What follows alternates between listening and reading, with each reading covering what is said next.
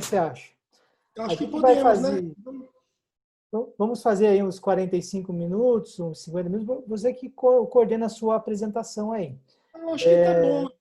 Tá, pode ir falando, perdão. Depois a gente abre, então, para perguntas, ou quem quiser fazer perguntas durante a apresentação, pode colocar no chatzinho ali, a gente depois coordena para fazer as perguntas para o Roger. Quem quiser pode fazer ao vivo, mas vamos deixar as perguntas um pouco mais para o final, exceto se o Roger abrir aí para o momento que o Roger abrir para as perguntas, né? Vou deixar eu apresentar esse grande senhor aí, o Roger Correia, né? Esse é um grande especialista aí, economista pela PUC aqui de São Paulo, mas a sua grande atuação foi nos Estados Unidos, né? E ainda é nos Estados Unidos, um executivo da área de mercado financeiro de mais de 20 anos de experiência nesse mercado, especialista em gestão patrimonial e gerenciamento de risco, e também ênfase em planejamento financeiro, sucessório e de herança. E hoje, atualmente, ele é o CEO da RC Sucessão Patrimonial e Planejamento de Herança. Então, Roger, quero te agradecer por você estar aqui. Fiz um resumo breve da tua apresentação, porque senão, né, se for contar todas os seus labels lá, né, que você tem, tudo que você tem de certificados, aqui nós vamos ficar um bom tempo aqui falando sobre isso, né? Então, passo a palavra para você, mais uma vez agradeço, tem um grande público aqui muito com vontade de saber aquilo que você tem para nos ensinar, principalmente que nesse momento que todo mundo está pensando em planejamento financeiro, todo mundo se organizando, todo mundo pensando no próximo passo que vai dar, seja durante ou depois dessa pandemia. Então, mais uma vez, obrigado e está com você. Muito obrigado, Damiano. Obrigado pelo convite. Boa noite a todos. Vai ser um prazer falar aí com vocês pelos próximos 40, 45 minutos. Como o Damiano falou, o meu histórico todo é na terra do Tio Sam. Então, quando eu comecei a vida, terminei a faculdade, estava jovenzinho, falei, quer saber? Deixa eu passar um ano fora, conhecer um pouco, né, da cultura americana, que até então eu conhecia muito pouco. E acabei me apaixonando, as coisas deram, graças a Deus, muito certo na terra do Tio Sam.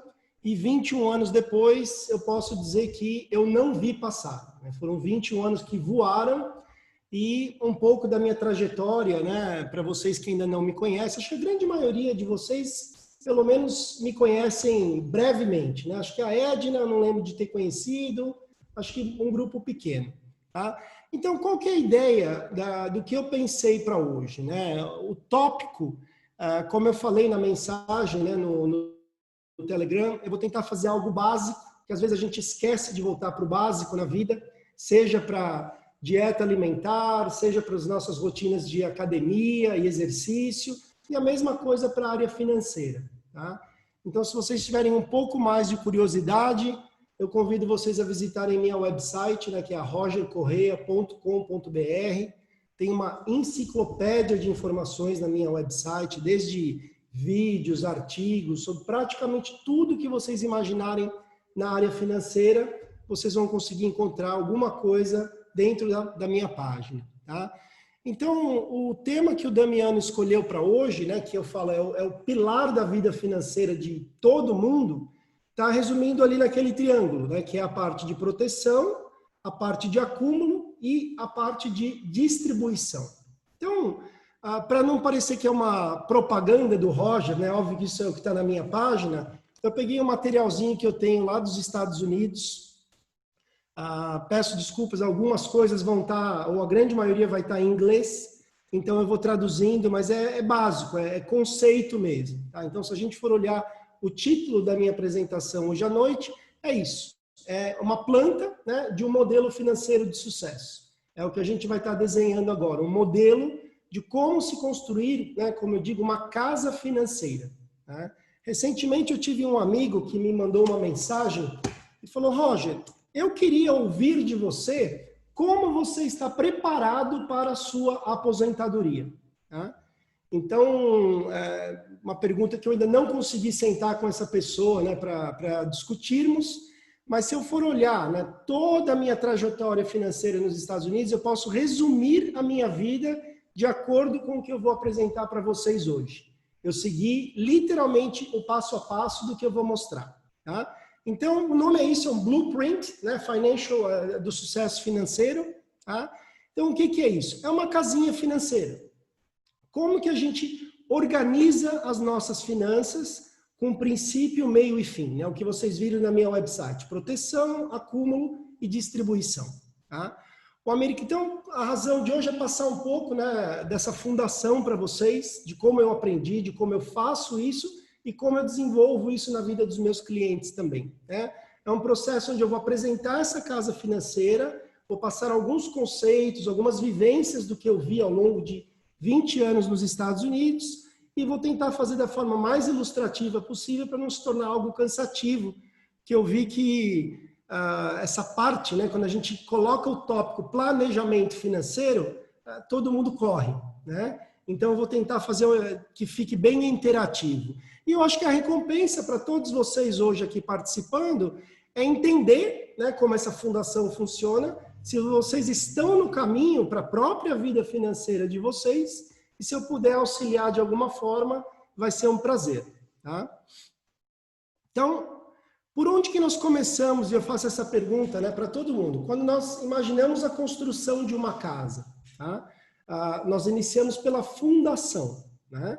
Na área financeira, é a mesma coisa. Então, se a gente olhar a nossa estrutura da casa financeira, é bem isso. A gente vai fazer um gerenciamento de fluxo de caixa, tá? Como um dos pilares de um planejamento financeiro. A gente vai entender o nosso valor patrimonial. O americano é muito bom nisso. Né? Qual o valor patrimonial do Bill Gates? Quanto vale o dono, né, o Jeff Bezos, o dono da Amazon? Tudo isso é baseado em ativos menos passivos e tem o valor patrimonial daquela pessoa. Então, o americano, de novo, esses conceitos que eu vou trazer para vocês são conceitos todos que eu desenvolvi, aprendi e criei, né, uma certa expertise, tudo lá fora. Tá? Depois, ainda como base da nossa casinha financeira, eu falo isso com 20 anos de conhecimento de causa. Né? Estou falando com o público brasileiro. A parte de gerenciamento de risco, que lá no meu modelinho, na minha website, é os componentes de proteção, né, fazendo a tradução, é onde o brasileiro peca, né, com todo o respeito do mundo. Por que eu digo isso? Eu recebo telefonemas, como semana passada, um cliente me falou, olha, Roger, eu devo ou não comprar ações do Facebook? Né? É um cara que já é um cliente meu há pelo menos uns 3 ou 4 anos. Então, eu tenho a foto da vida financeira dele com frequência na minha frente. Então, eu sei todos os aspectos de proteção, acúmulo e, eventualmente, de distribuição. Então, o que eu percebo? A nossa cultura está sempre focada nisso. Me fala qual é a tip, né? Qual é a sugestão do dia para eu ganhar dinheiro na Bolsa de Valores, no mercado imobiliário, com Bitcoin, enfim. Né? Não é isso que eu falo, porque não é isso que eu faço e mostro para os meus clientes. Porque quando a gente trabalha a parte de gerenciamento de risco, primeiro, o que é o gerenciamento de risco? Tá? É literalmente... Antes de eu chegar ali, deixa eu falar um pouco dos detalhes, então, fluxo de caixa. Tá? Nós precisamos ter o controle da nossa vida financeira nas mãos. Eu faço uma pergunta, eu sei que está todo mundo no mudo e quietinho, mas se vocês puderem colocar aquela mãozinha, né, só para eu saber quais de vocês ou quantos de vocês hoje controlam o orçamento familiar. Sabem exatamente o que ganham, né, a receita do marido, da mulher, mas sabem principalmente na coluna de despesas, quanto que vai para despesa do pagamento do financiamento da casa, transporte, comida, educação dos filhos, roupa, recreação. Quem tem isso 100% na ponta do lápis? Damiano, o irmão dele. Eu tenho. Oscar, fantástico. Ou seja, praticamente metade do nosso grupo, tá? Mas quando eu faço essa apresentação para 50, 100 pessoas, eu vejo que é um grupo pequeno de pessoas que realmente tem a parte orçamentária na mão. Roger, mas é tão importante isso? Então, eu tenho algumas matérias, né, que eu gosto sempre de voltar, tá? E uma das matérias que eu fiz o ano passado foi exatamente isso. Vamos pensar atletas de sucesso. Quem tiver interesse, depois entra lá na minha página e dá uma lida na matéria. 50% dos jogadores terminam a carreira praticamente em situação de falência. Tá? Eu tenho um amigo, né, que eu posso, óbvio, a gente vai sempre proteger a inocência de todo mundo, mas foi um grande atleta do futebol mundial. Tá?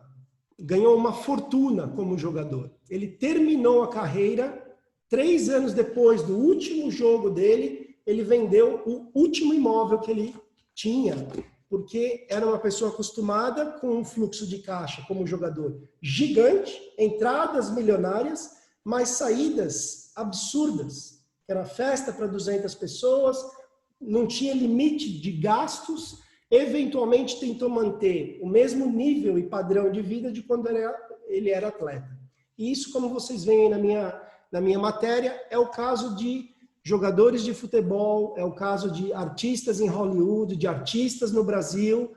Quando a entrada é muito grande, é nessa hora que realmente a gente planeja para quando lá no final a carreira acabar ou o sucesso diminuir, as reservas financeiras poderem dar sequência, né, no que foi criado inicialmente. E em contrapartida disso, tá, tem uma outra matéria que conta dos poucos casos de atletas que realmente chegaram a se tornar bilionários.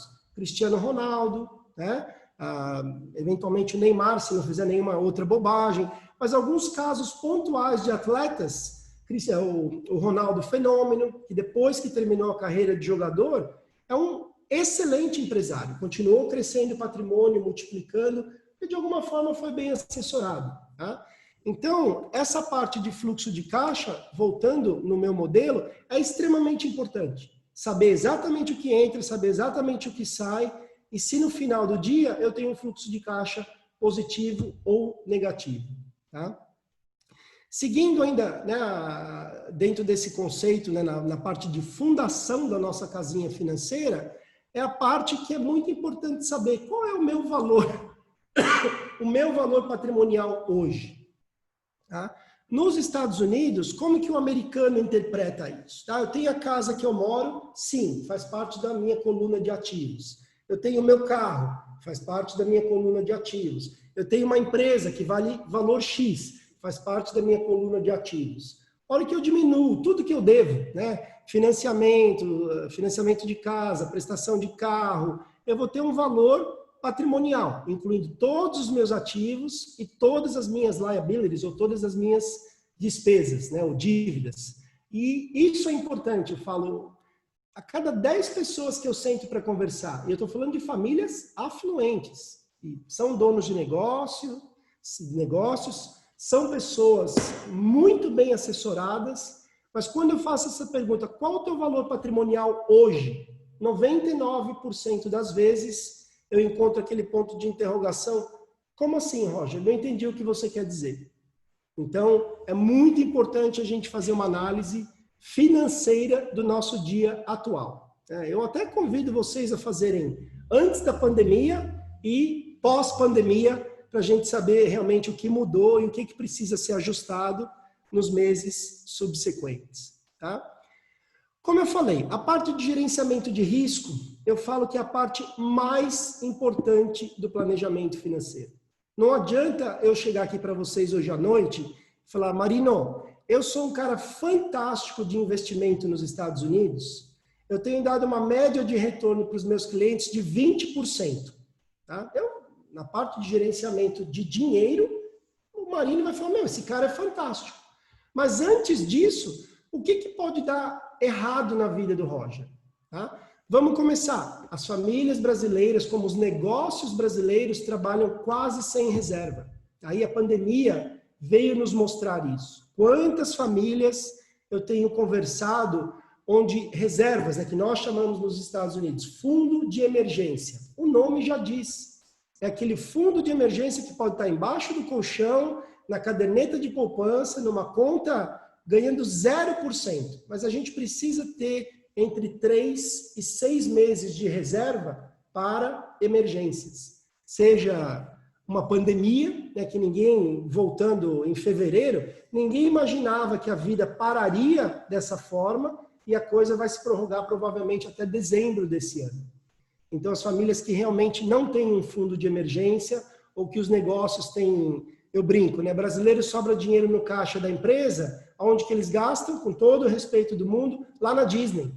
Vai na Disney, qualquer parque na Disney, você não precisa falar inglês. Todos os brasileiros com reservas nas empresas estão lá na Disney, em vez de criar, né, mecanismos de futuro para as empresas, a gordura é gasta nos parques da Disney, infelizmente. Tá? Então, como parte do gerenciamento de risco, eu convido vocês a começarem a desenvolver estratégias de manterem pelo menos 3 a 6 meses de reservas financeiras guardadas. A próxima palavrinha, e vocês, a grande maioria de vocês já me ouviram falar um pouco mais, é a importância do seguro de vida na vida de todos nós. Aliás, essa empresa, né, que me permite utilizar essa apresentação é a New York Life. É uma das grandes seguradoras americanas que eu trabalhei como gerente deles por quase 9 anos da minha carreira. Tá? Nesses últimos 90 dias, eu não estou mais na empresa, mas óbvio que eu ainda tenho contato com muitos dos clientes que ficaram com a empresa. Né?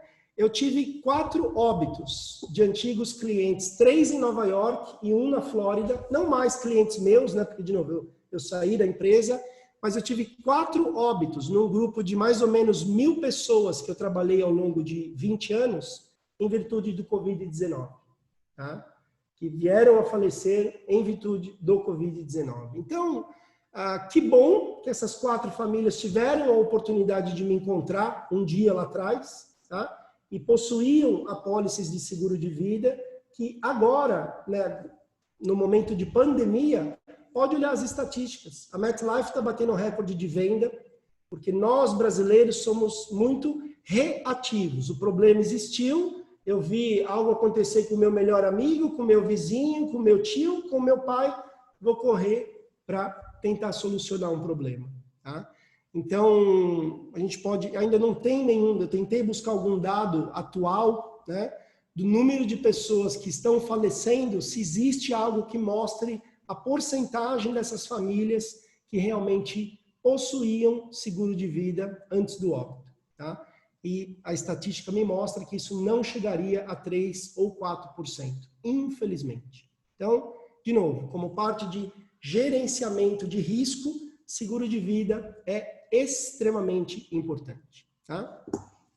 Logo a seguir, vem a parte de saúde. Tá? Posso citar um caso, né, que eu até publiquei recentemente também numa das minhas redes. Esse é um caso que obviamente aconteceu nos Estados Unidos, saiu no noticiário da Globo aí no G1, né, uns dias atrás. Tá aqui, ó.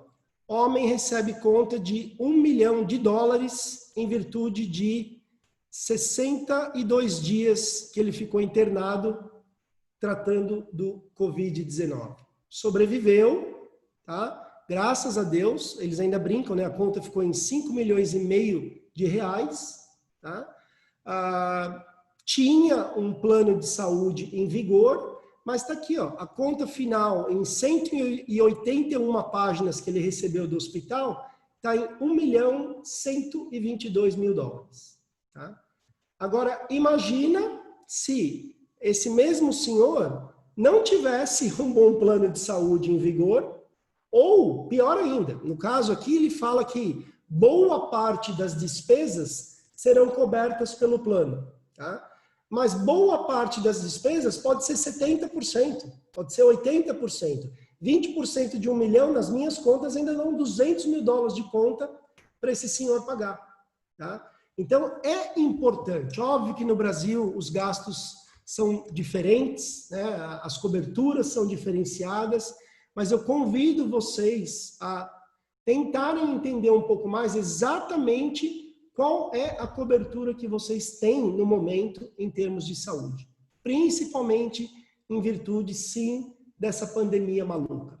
É uma cobertura de 500 mil, de 1 milhão, valores ilimitados. Existem várias modalidades de planos com várias coberturas distintas. E caso necessitem, de novo, de uma segunda opinião de um profissional, vai ser um prazer, né, olhar isso com vocês e poder fazer uma análise mais técnica. Tá? O próximo componente, né, ainda de gerenciamento de risco, tragicamente, né, infelizmente eu não sabia do caso do irmão do Damiano, tá? Mas é algo que eu trabalho nos Estados Unidos com muitos profissionais, no Brasil eu trabalho com muitos médicos. Tá?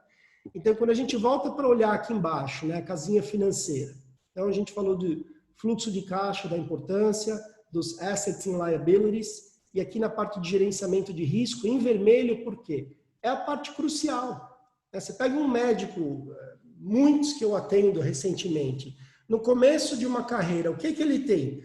Anos de estudo, né, para conseguir se tornar um médico, uma possível receita crescente nos próximos 15, 20, 30 anos da carreira dele, tá? Mas por enquanto ele é só uma promessa. Tá? Então, se a invalidez ocorre para uma pessoa, e eu tenho um caso, né, infelizmente, como você também, né, o irmão do Damiano, perdão, ele está aqui com a gente, eu perdi, deixa eu ver todo mundo aqui, agora que eu... O Bernardo. O Bernardo, perdão.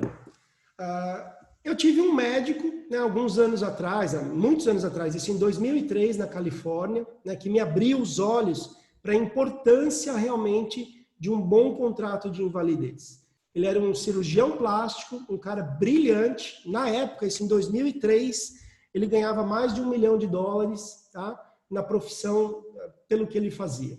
Tá? Ele sofreu um acidente de carro um dia saindo da clínica, voltando para casa. Tá? O carro dele deu perda total. Esse homem não sofreu um arranhão no rosto, ele não sofreu nada. A única coisa que ele perdeu foi a mobilidade da mão esquerda dele. E ele era um cara que operava e era canhoto. Acabou a carreira de médico dele. Ele tinha, na época, 33 anos de idade. Tá? Então, graças a um bom trabalho de planejamento, aquele caso para mim foi onde eu falei, a gente fica pensando em acumular patrimônio, ter dinheiro na vida, se Deus quiser a gente vai chegar lá, mas isso aqui é muito importante. Olha essa pessoa, um cara que ganhava uma receita fantástica, um cara jovem, trabalhador, saudável, cuidava da saúde, passa um maluco no farol vermelho, coloca ele impossibilitado de operar a partir do dia seguinte. Tá? Então, graças a Deus, nesse caso em particular, ele havia feito todo um trabalho de planejamento financeiro, ele tinha uma boa apólice de invalidez, que permitiu, né, depois que tudo foi resolvido, na época ele ganhava tipo $12 mil por mês da apólice de invalidez dele, ad eterno, né, porque não comprometeu a mortalidade dele, e sim a parte de morbidity, né, como a gente chama. Então, embora ele não pudesse mais ser médico, ele podia ser professor na universidade, e foi o que ele fez. Então, ele recebia o dinheiro da apólice de invalidez e, ao mesmo tempo, recebia o salário de professor, porque ele passou a lecionar numa universidade. Tá? Então, dependendo do profissional ou da família que eu trabalho, se é um médico, se é um advogado dentro de uma carreira promissora, dentro de um escritório promissor, se são profissionais liberais com receita crescente, a parte de invalidez é muito importante de ser conversado com o profissional que vocês têm. Tá? E por último, aqui eu coloquei a parte de seguro de carro. Óbvio que no Brasil as coisas são muito diferentes dos Estados Unidos, então eu vou passar esse tópico aqui e vou falar de algo que eu vivenciei e pude ver a importância, quer dizer, eu vivenciei não, né? Eu tomei um grande susto. Quando a minha filhinha pequena, né, a minha mais velha, na realidade, a Vitória, ela nasceu em 2006, tá? Ela nasceu em 2002. A minha caçulinha nasceu em 2006. Então, em 2003, eu havia comprado um imóvel para investimento, né, em New Jersey, na época onde eu morava. Tá? Eu me lembro de ter passado longas horas nesse imóvel, porque a gente estava pintando, deixando bonitinho, né, para os inquilinos mudarem. E eu estava voltando, né, do imóvel para minha casa em New Jersey, 1h da manhã. Na época, minha esposa, né, hoje eu sou divorciado, mas ela estava dormindo no banco ao lado e eu dirigindo. Eu estava na I-95, quem conhece os Estados Unidos sabe que é uma das rodovias principais que liga Nova York até a Flórida, enfim, é uma rodovia federal gigantesca. No Brasil seria como dirigir, sei lá, em São Paulo, numa Bandeirantes ou numa grande rodovia, tá? Eu me lembro que eu estava na pista da esquerda, a umas, sei lá, provavelmente 70 milhas por hora, 75 milhas por hora, 110 quilômetros por hora, tá? Eu vi uma luz muito forte, eu tive reflexo de tirar o carro da pista da esquerda e jogar 2 pistas para o lado, né? Porque a rodovia era longa. Mas eu tive questão de 1 segundo depois que eu mudei de pista, um carro vindo. Imagina você numa rodovia dos Bandeirantes ou numa I-95, indo sentido norte, e um carro atravessar na tua frente, sentido sul, na pista norte. Assim, é coisa que difícil até de explicar, porque não aconteceu nada, foi aquela fração de segundo de um susto monstruoso que poderia ter terminado numa tragédia, né? Filhinha pequenininha em casa, com a minha sogra na época, né? A minha esposa dormindo do lado e eu numa colisão a 80 milhas por hora, com certeza fatal, teria acabado tudo ali. No dia seguinte foi quando eu liguei para um advogado e mandei fazer o bendito do meu testamento. Tá? E aí a minha segunda pergunta para o grupo, né? Nessa parte de gerenciamento de risco, quem aqui no grupo pode levantar a mão, né, e falar sim ou não, tem pelo menos essa parte feita, que é a parte testamentária. Todos nós vamos até 100. Mas se acabar amanhã cedo, eu tenho tudo isso desenhado como tinha que ser? Eu só tive porque eu passei um susto dessa magnitude e logo em seguida fui buscar um profissional para deixar todos esses documentos alinhados. Tá? Então, desde 2003 eu fiz algumas revisões periódicas, mas é um documento que está ali, né? Ad eterno, se eu viver até os 100 anos de idade, aquele documento que um dia eu fiz tem validade legal e jurídica. Então, eu realmente convido vocês a sentarem com um advogado. Estava vendo no Brasil, o custo hoje de um testamento básico gira em torno de R$ 1.500. Tá? E resolve muito a vida caso o inesperado aconteça. Principalmente, de novo, eu sei que eu estou falando muito em pandemia, mas é verdade. Né? Se Deus quiser, a maioria de nós, se virmos a contrair, vai ser como o nosso amigo Paulo. Pegou, passou, acabou, foi uma gripe. Mas existe o outro lado, e pessoas que eu já ouvi falar, saudáveis, atletas, que em 7 dias estavam bem e foram ao óbito. Não justifica, é um período muito curto e muito agressivo. Então, acho que cuidar dessa parte como um todo faz parte, né, do gerenciamento de risco, como eu venho falando. Tá? Quando eu termino essa parte, então, se vocês virem ali embaixo, né, a nossa casinha, a gente está saindo do vermelho, né? Aqui eu cobri todos os componentes da parte de risco. Vida, saúde, invalidez, testamento, fundo de emergência. Agora a gente passa para aquela parte gostosa da vida, né? Tá tudo protegido. Se der tudo errado em todas as áreas da minha vida, e como eu falei, eu sigo esses princípios para mim. Eu tenho, graças a Deus, bastante seguro de vida, caso eu venha a falecer de forma prematura. Eu tenho uma excelente apólice de invalidez. Mencionei para vocês agora do meu testamento feito em 2003, tá? Fundo de emergência, óbvio, é o básico do que eu faço. Então, graças a Deus, eu não preciso me preocupar com essa parte também. Tá? Mas não é o que eu vejo no dia a dia do planejamento que eu desenvolvo para os meus clientes. Tá? E agora, passando para a parte gostosa, né, que essa parte aqui eles colocam como college funding, mas eu vou ser um pouco mais genérico. Na área de acúmulo, o que é a área de acúmulo patrimonial? É tudo que a gente vai fazer na vida. Compra de ações, tá? Compra de bonds, de corporações, de países, de governos. Então, aqui eu falo, é a criatividade de todos nós. Seja ela, né? Eu estou lidando com uma família agora, aqui em São Paulo, esse cara tem 28 negócios diferentes. É uma mente brilhante. Ele gerencia 28 negócios totalmente independentes com maestria. O cara emprega 3.500 pessoas e eu me pergunto como que ele tem o dinamismo de fazer o gerenciamento de tudo isso da forma que ele faz. Então, obviamente, para essa pessoa, o acúmulo patrimonial dele vem através de abertura de empresas, crescimento, desenvolvimento e, eventualmente, vendas, a venda dessas empresas. Tá? Eu tenho clientes que são executivos de empresas multinacionais. Né? Quando eu entrei na indústria como um executivo de uma grande seguradora, foi onde eu comecei a olhar, tá bom, o que me ofereciam como um executivo? Sim, eu tinha o seguro de vida, eu tinha o A, eu tinha o B, eu tinha o plano de aposentadoria da empresa, mas se eu fosse depender 100% do pacote de benefícios que me era oferecido, ficaria um gap muito grande, né? Porque eu realmente preciso quando eu me aposentar. Então, essa é uma outra análise que precisa ser feita. Eu tenho um bom empregador, eu trabalho para uma multinacional, eu trabalho com uma empresa que oferece bons benefícios, maravilha. Vamos ver o que está faltando, porque, de novo, tendo passado pelo mundo corporativo e trabalhado com inúmeros executivos das mais variadas indústrias e do pequena, média e grande, é o que eu vejo. Existe um gap entre o que é oferecido e o que a pessoa realmente almeja um dia conquistar antes da aposentadoria. Então, é aí que entra o meu trabalho, né? Esse trabalho de análise.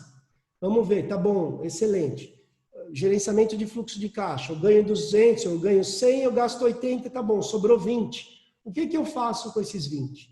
Eu estou investindo para o meu futuro, eu estou gastando, vocês brincam, mas eu tive um cliente alguns anos atrás que era uma pessoa não tão disciplinada financeiramente, tá?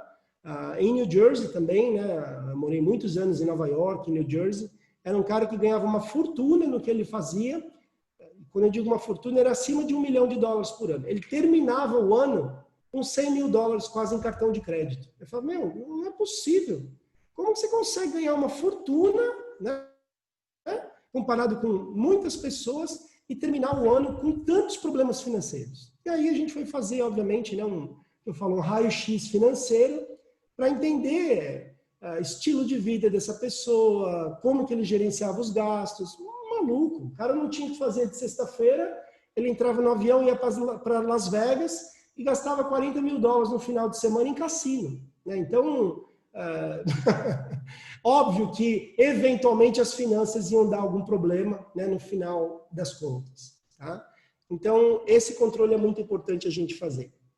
Então, na parte de acúmulo como um todo, é isso. O que eu estou fazendo, né, respondendo até a pergunta que essa pessoa me fez, Roger, o que você está fazendo no seu planejamento financeiro para você ter uma aposentadoria confortável? Então, é tudo isso que eu mencionei para vocês. Eu cuidei da base e aí eu tenho pequenos ovos em cestas diferentes. Tá? Então, as companhias que eu represento me oferecem uma quantia X em fundos de pensão. Tá? Das minhas receitas ou a sobra do que eu ganho, né, todos os anos, eu invisto em vários instrumentos. Eu tenho dinheiro no mercado financeiro, eu tenho títulos públicos, eu tenho a parte imobiliária, eu tenho carteiras diferenciadas e eu vou gerenciando isso da melhor forma possível. Negócios, né? A própria RC é um novo projeto que eu iniciei quando eu saí do mundo financeiro, mas é onde eu quero concentrar agora a minha melhor energia, porque eu acho que em alguns anos, né, com todos os projetos que eu tenho em andamento, é algo que vai adicionar ao agregado do meu valor patrimonial. Então, é isso. Tá? A parte de acúmulo, pensem assim, tudo que eu estou fazendo para o meu amanhã melhor vai entrar nessa parte do processo de realmente planejamento financeiro. Tá? E, por fim, eu vou falar um pouco da parte de distribuição. Né? Eu brinco, mas graças ao nosso ministro da Economia, Paulo Guedes, não sei qual é a opinião da grande maioria de vocês, mas aquele modelo antigo, e eu tenho vários clientes no Brasil dentro daquele modelo, uma quantia X aplicada, ganhando 10, 12, 13, 15% ao ano de rentabilidade sem esforço, tá? Não precisavam se preocupar muito no que fazer com o futuro. Isso tem mudado drasticamente. É só olhar a Selic há 3, 4 anos atrás e quanto ela vale hoje e aonde esse governo quer caminhar com a taxa de juros. Tá? Então, aquela conversa, como nos Estados Unidos, quando eu entrei na indústria em 2000, tá? Uma caderneta de poupança pagava 7%, 7,5% ao ano. Hoje ela é quase negativa, ela está muito próxima de zero. Então, se eu tivesse $1 milhão investido em 2000, sem esforço nenhum, eu ganharia $70 mil por ano. Hoje, eu não ganho nem $10 mil por ano. Então, eu preciso criar ferramentas financeiras para a parte de distribuição do meu patrimônio. Tá?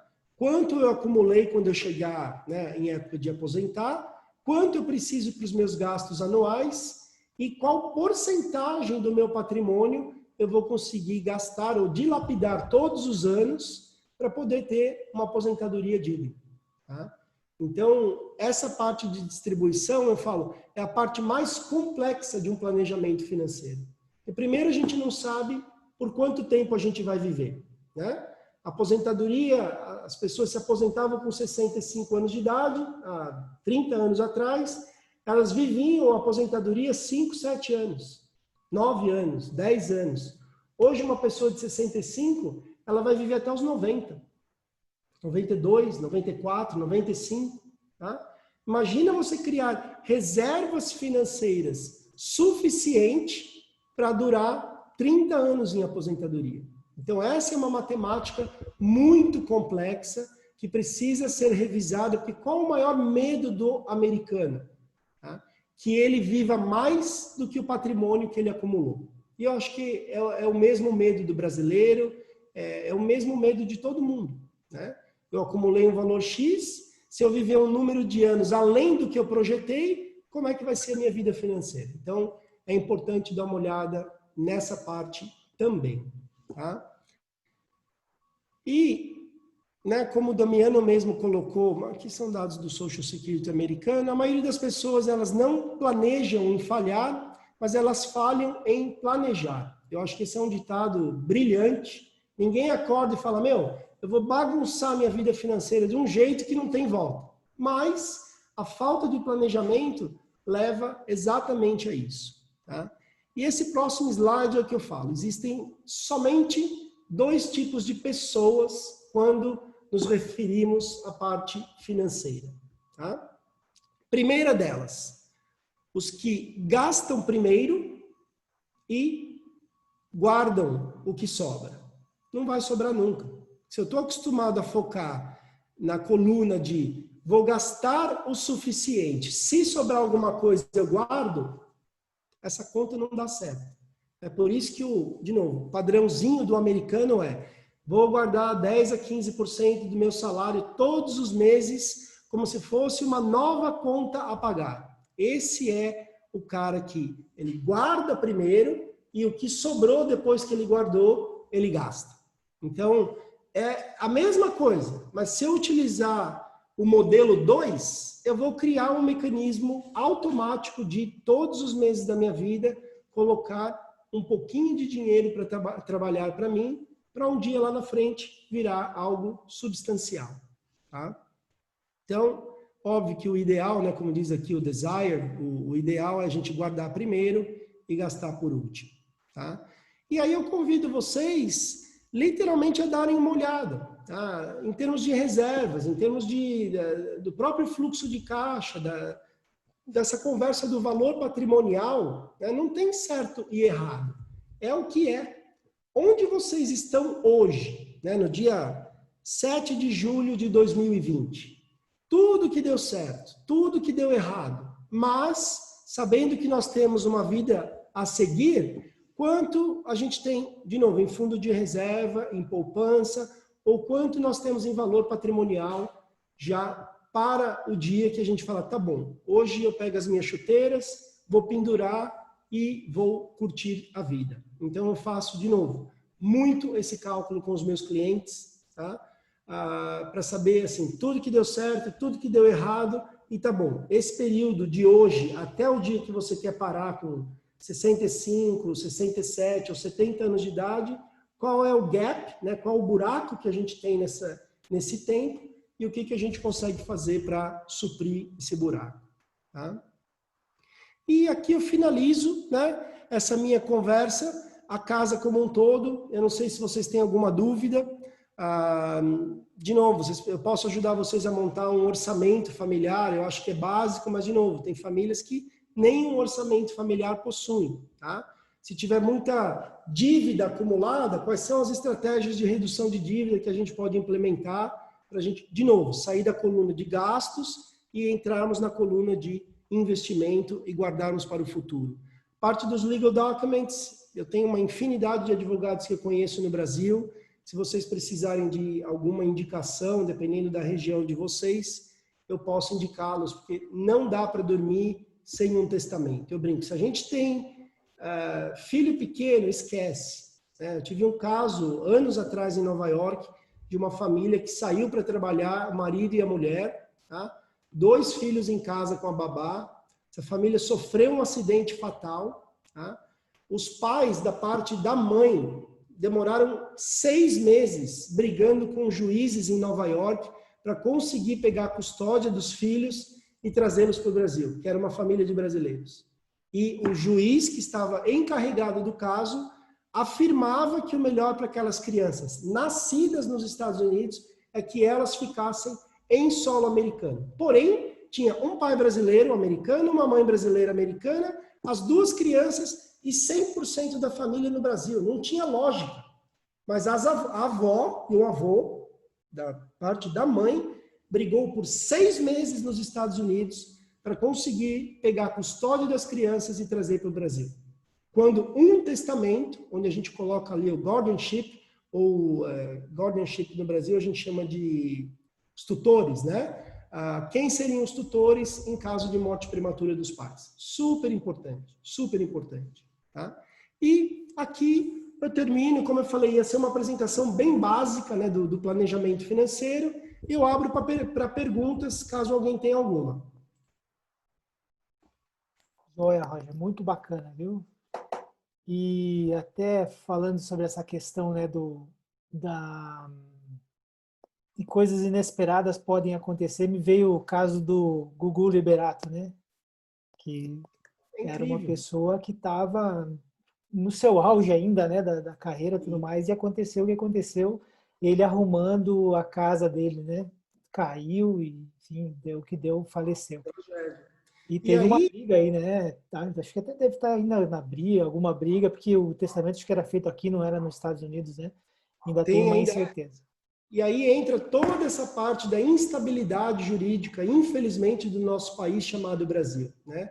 Existia um testamento, e mesmo com o testamento feito, a suposta mulher do Gugu, né, que quem conhece a história sabe que não é bem assim, né? Vai ganhar muita coisa. Tá? A parte dos Estados Unidos, o que eu sei, né, de fontes que trabalharam próximos à família? Ele tinha uma excelente apólice de seguro de vida, tá? Feita nos Estados Unidos, em benefício dos filhos. Então, isso ninguém mexe. Vai direto para os filhos, como ele desenhou. Mas o Brasil não importa. Não importa. Foi feita nos Estados Unidos, é para o pagamento do benefício lá fora, e não vai tocar no testamento, que realmente isso vai virar uma bagunça e uma salada de fruta. Tá? Então, mesmo no caso dele, que tinha muita coisa planejada, em virtude, de novo, do nosso país, infelizmente, ser tão complexo, gera toda uma discussão, revisão de testamento, quanto que a mulher lá vai brigar para ganhar, porque ela quer metade do patrimônio dele, o que por direito não era assim. Existia um acordo, né, entre as partes do que deveria ser feito.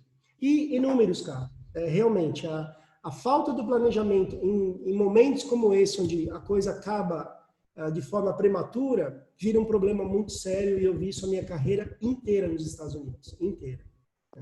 Imagino. E a insegurança, como você disse, a insegurança no Brasil é segurança jurídica, né? Muito grande, né? Muito triste. Sabe um dia ainda isso muda. Peço para você tirar do compartilhamento de tela para a gente ver todo mundo aqui, que aí a gente vai abrir então para perguntas. Acho que já tem algumas perguntas aqui no chat.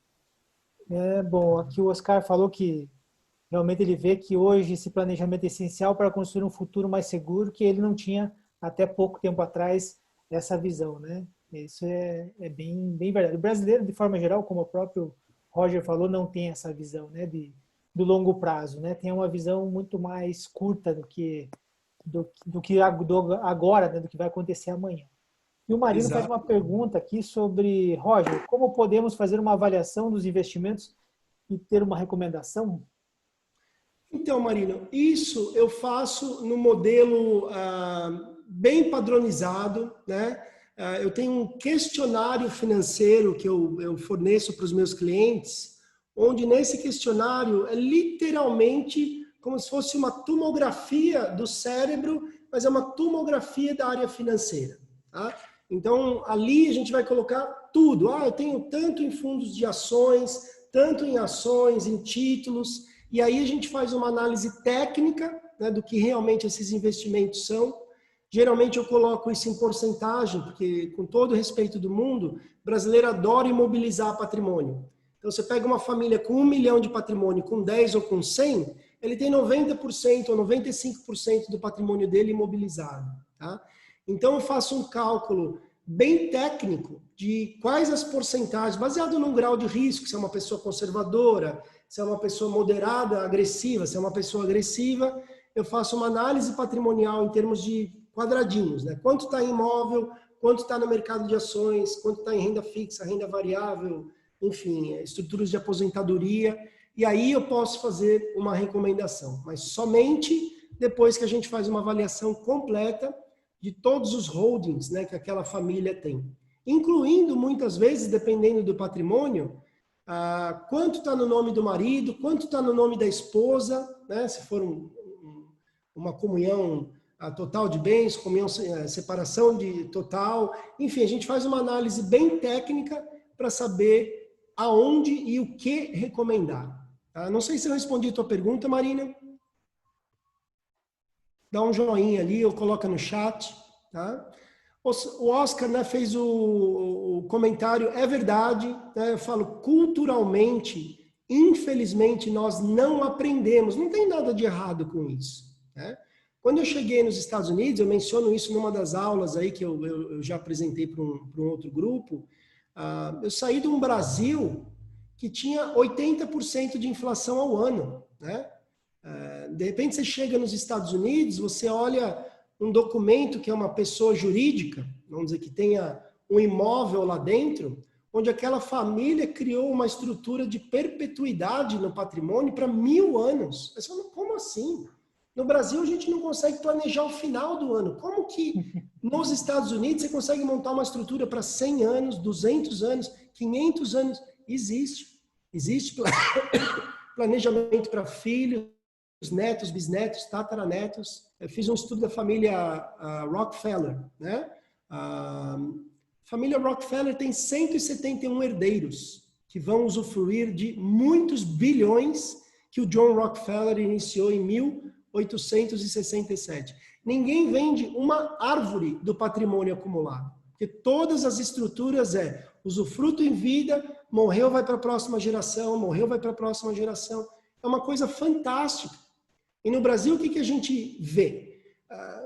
Primeira geração constrói, aí morreu essa primeira geração, a segunda geração, 50% das vezes, são brigas homéricas, e quando chega na terceira geração, desculpa o português claro, é pancadaria para tudo que é lado. Não tem acordo da terceira geração para baixo, porque não existe um plano de sucessão. Não existe. E, no entanto, é o que eu falo, o Bill Gates demorou 15 anos para desenhar a saída oficial dele da Microsoft. Vamos falar em planejamento estratégico e saída do negócio? Você planejar a tua saída da tua empresa por 15 anos é algo que nós brasileiros não conseguimos nem mensurar. Nem mensurar. O Rodrigo quer... Bernardo, 2 perguntas. Manda para nós. Na verdade, eu estava escrevendo ali, mas acho que vai ser mais rápido eu falar do que escrever. Tá.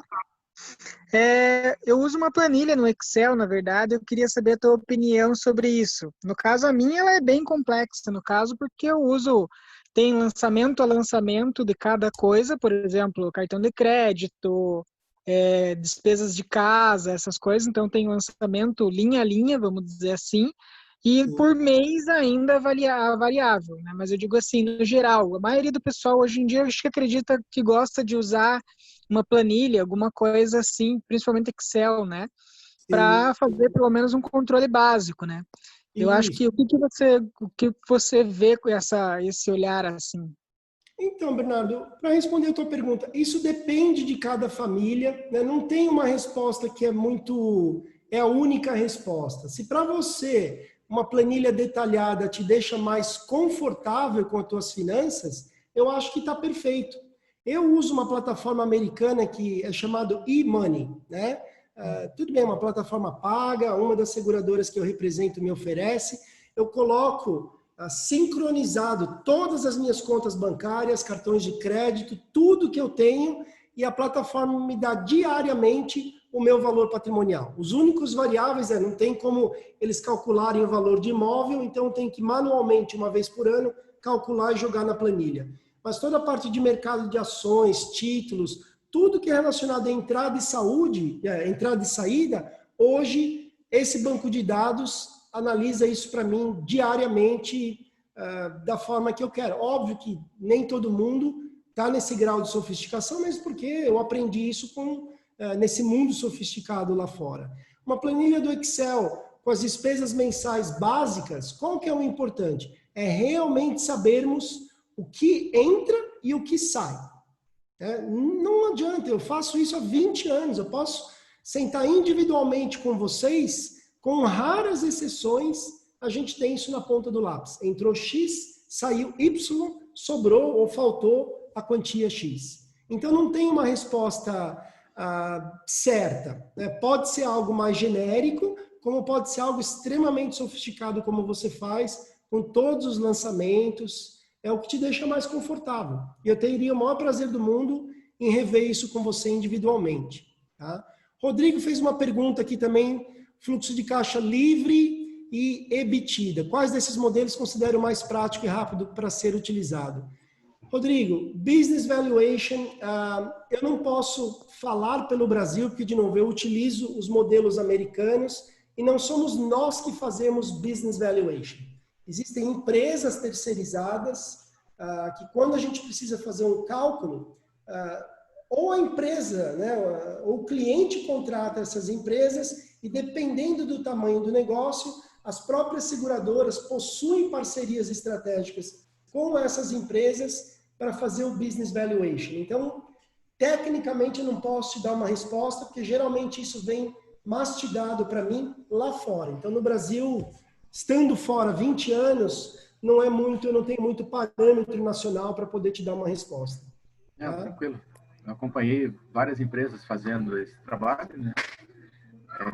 Uma delas, nós tivemos 3 variações de cálculos pelo fluxo de caixa livre. A variação não chegou a 5%, era um valor de milhões nesse caso. Então, foi bastante aceito. E, claro, sim, copiado esse modelo, mas embora não é aconselhável que seja copiado, ele foi adaptado. Então, assim, outras empresas viram e associaram, falaram, eu quero esse modelo. Eu falei, não dá para você pegar e colar, né? Não é possível fazer isso. Aí vai acompanhando várias outras empresas.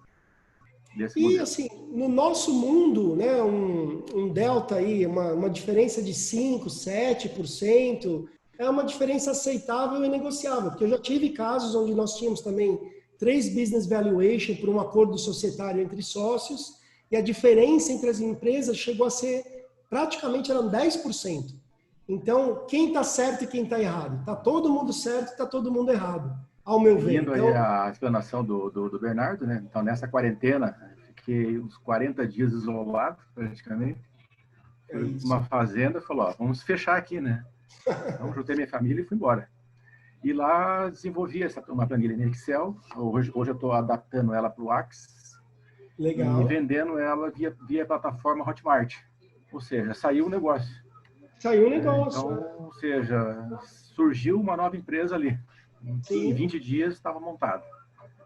E eu falo, é tão básico, mas a grande maioria de todos nós realmente não para fazer um cálculo tão básico como esse. E super, super importante. se a gente quiser, né, acompanhar as finanças, ter um crescimento financeiro saudável, entender o que deu errado, por que deu errado. Pura corda, né? Oi? Perdão. Alguém falou que vazou. Tá. Então, acho que é isso. A ideia, né, foi essa. Damiano, você queria completar alguma coisa, complementar? Na verdade, eu queria fazer uma pergunta bem simples agora. A mais simples de todas aqui, né? Qual a tua visão sobre o mercado com essa pandemia? Quando que volta, se não volta? Pergunta simples. É a pergunta de $1 milhão. Como eu queria ter uma resposta na ponta da língua? Eu estou acompanhando diariamente os dois mundos, eu falo. O mundo, né, América Latina e principalmente Brasil, e estou acompanhando o mundo Estados Unidos, que é o meu mundo. No meu mundo americano, ser brasileiro nesse momento não poderia ser a pior coisa do mundo. Em virtude, vamos falar da parte técnica, né? O CDC, que é o Center of Disease Control, o departamento que controla doenças no mundo todo. O Brasil está na categoria 3. Estando na categoria 3, é por isso que brasileiro não pode ir para os Estados Unidos, tá? Em virtude de o CDC, né, que é esse órgão global, colocar o Brasil na categoria 3. Então, mesmo que eu tenha clientes prontos para fazer negócio comigo hoje, que é nos Estados Unidos, eu não consigo levá-lo daqui para lá em virtude da pandemia. Então, eu preciso aguardar, passar essa onda toda, vir a segunda onda, ver o que vai acontecer e quando que as portas estarão abertas para brasileiros, em termos de negócio, poderem ir para os Estados Unidos. Aí, para gravar um pouco mais, a Europa fechou as portas para o Brasil essa semana, a Europa como um todo. Então, o brasileiro não pode ir para a Europa também. Então, em termos de negócios, para mim, eu falo, é um ano para muito plantio e pouca colheita, né? Porque o que eu faço é isso, eu levo famílias afluentes brasileiras para fazer investimentos, seja em estruturas de seguro. A parte de investimento de bolsa é outra coisa, isso hoje é tudo feito via plataforma, muito fácil. Mas para essa parte de sucessão patrimonial, planejamento de herança que envolve estar presente nos Estados Unidos, a coisa está bem complexa. Então, respondendo a tua pergunta, esse meu lado americano, e falo isso com todo respeito e modéstia no meu coração, até isso no Brasil é complexo, né? Porque existe essa batalha política que não tem fim, né? Não vou falar quem é de esquerda, quem é de direita, quem é do centro. Não existe um apoio ao governo. Vamos dizer, quando o Trump entrou, eu sempre fui Obama, Bill Clinton, um cara mais tombadinho para uma esquerda decente, não uma baixaria que a gente vê no Brasil. Quando o Trump entrou, eu falei, acabou o mundo. Esse cara foi fantástico para os Estados Unidos. Tirando a parte de racismo, de imigração, ele odeia imigrante, blá, blá, blá, blá. A economia americana foi fantástica até a pandemia. Então, é o que eu falo, eu tive que rever os meus conceitos e pode voltar nos meus feeds, no Facebook. Em algum momento tem lá, estou apoiando o meu presidente Donald Trump. A gente não vê isso no Brasil. O cara de esquerda quer que o Bolsonaro morra de Covid-19 hoje, não é nem amanhã, né? E o cara de direita, ele está perdido, porque ele não consegue governar com essa podridão política que tem em tudo que é canto. Então, é um país complexo, tá? Queria ter uma resposta, eu acho que a pandemia, a gente não veio essa onda lá fora, né? A Flórida abriu as portas, 3 semanas depois, os casos deram um jump, assim, absurdo. São Paulo abriu hoje as portas. É muito cedo para saber o que vem pela frente, mas ao mesmo tempo é assustador. Não tem uma vacina, tem muita coisa em andamento, mas enquanto a gente não tiver uma resposta concreta para o problema, portas abertas, os números cresceram, as mortes diminuíram, a solução está a caminho, vem ainda muita incerteza com isso. Então, economicamente falando, eu acho que vai ser, eu não gosto de usar termos muito pesados, mas vai ser devastador para muitas pequenas e médias empresas. Devastador. E ainda é muito cedo para a gente saber realmente o impacto econômico de tudo isso. Então, o que eu aconselho? Criatividade, é o que eu estou fazendo. Estou recriando o meu negócio todos os dias. O que eu posso melhorar? Tá bom, essa porta está fechada, que porta que eu posso abrir para suprir essa porta que está fechada até a coisa realmente normalizar?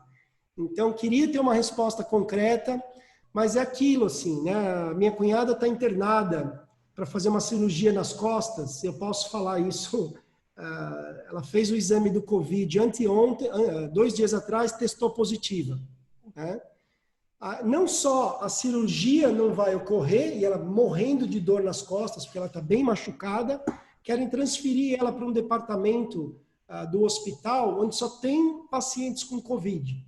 E, ao mesmo tempo, a gente tem certeza que ela pegou o Covid há 2 meses atrás, quando ela perdeu o paladar, olfato, blá, blá, blá. Ficou 1 semana de cama, mas não tinha um teste a ser feito de forma muito rápida em São Paulo. Então, assim, você tem que passar, né, o estresse de uma pessoa que está acamada com sérios problemas na coluna e ter que entrar na parte política da conversa, transfere para um departamento onde só tem pessoas com Covid, o que faz? Manda para casa. É, infelizmente, a versão brasileira de como as coisas acontecem. Então, isso é assustador. Né? Assustador. E até então, na construção civil...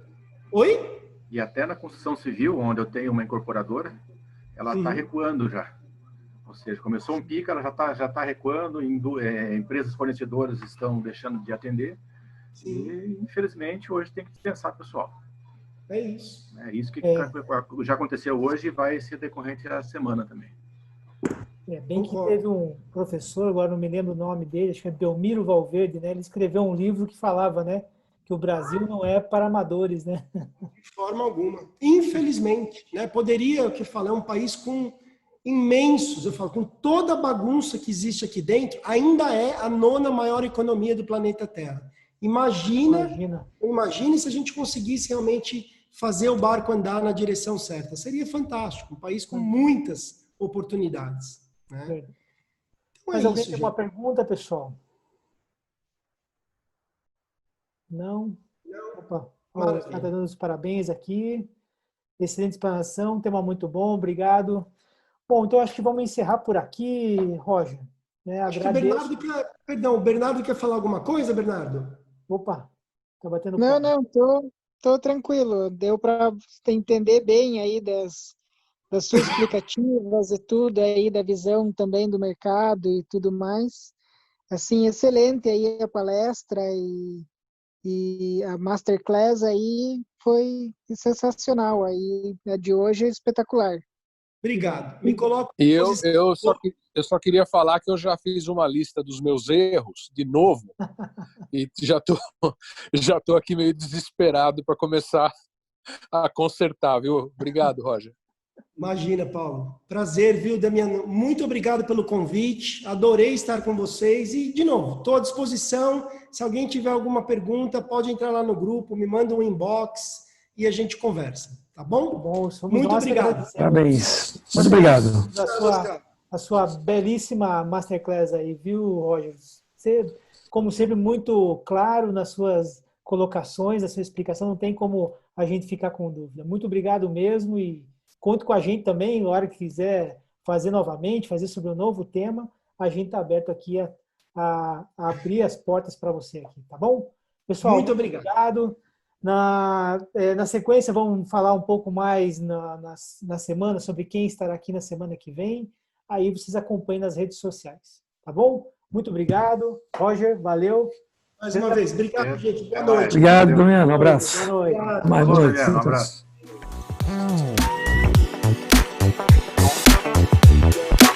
Oh.